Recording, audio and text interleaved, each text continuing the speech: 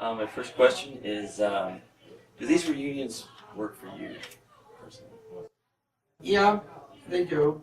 But I'll be honest with you, there have been times when I've had mixed feelings. Mm-hmm. Sometimes I feel a little disconnected, um, and maybe because of the overemphasis on our history. And I'd like to, I felt that maybe some of the younger ones were bored with all of that. Um, I was never quite sure. And I wanted them to be a happy occasion, but I didn't want them to be a boring thing.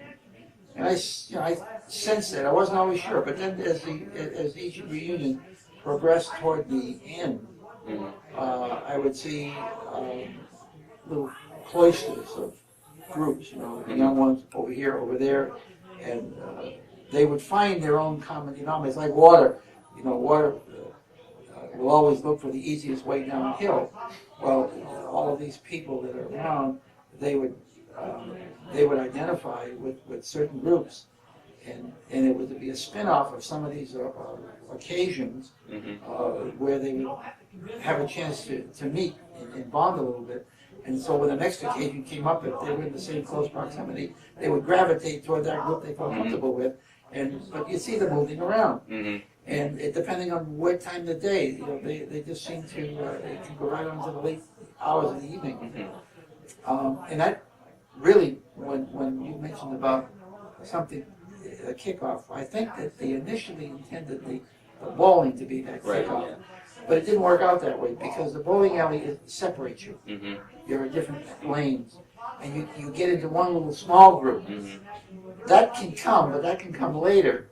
Yeah. As a matter of fact, you might even pair off with somebody in another group because of what might have happened at a kickoff dinner. Right. The kickoff dinner was kind of like the agenda. It's like any meeting when you're going to do something, anything that you plan well.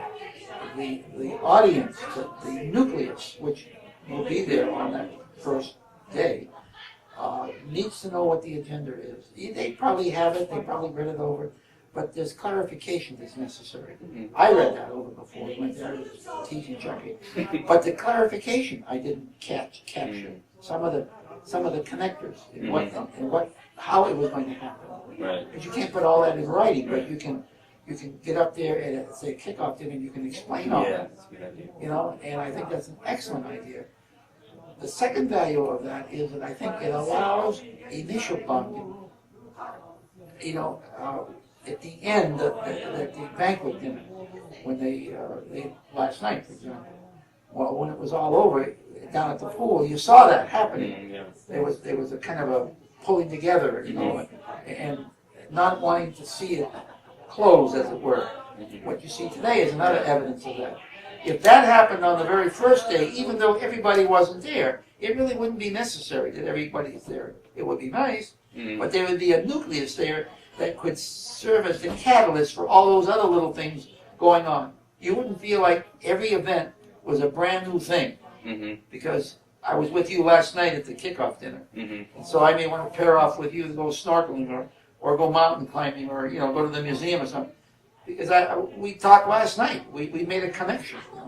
So I think that's a very good idea. I think it's an early connection, and then all those other things in between, up into the banquet, are you can jump around and pick and choose and develop certain friendships or certain people. That's why I think that's a great idea. What would be your favorite part of each of the reunions we've had, and this one now? Well, of course, I'm 39 years old, so I'm going to be partial to my age, right? So I think it's the things that I think I got a young mind. I don't have a young body, and so I think the things that I like most are the things that I feel like I can do and feel active, feel like an active part of it. So I don't know that I can pick up any single thing, but I like the lunches. During when we went day before yesterday, we went to the battleship and those are good ideas, and I enjoyed what I had time to do, but the opportunities to sit and to visit.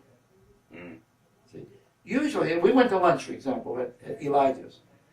Do you know what time we left that place? We were there nearly 2 hours after that, in our group, at that table that we were at. We were the last ones out of it. We closed that place down before the evening meal. And nobody rushed us. They brought some more coffee over. You know, it's like capturing the moment. You've heard that, right?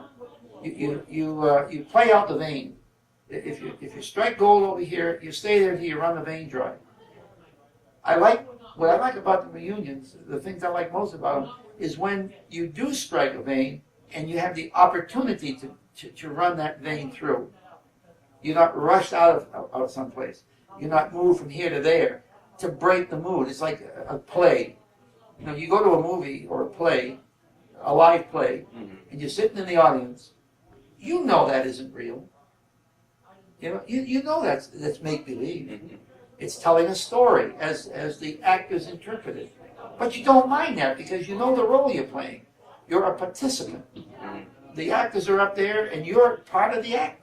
You really, because you're bonding with them. And you're into the story. You're sharing that story.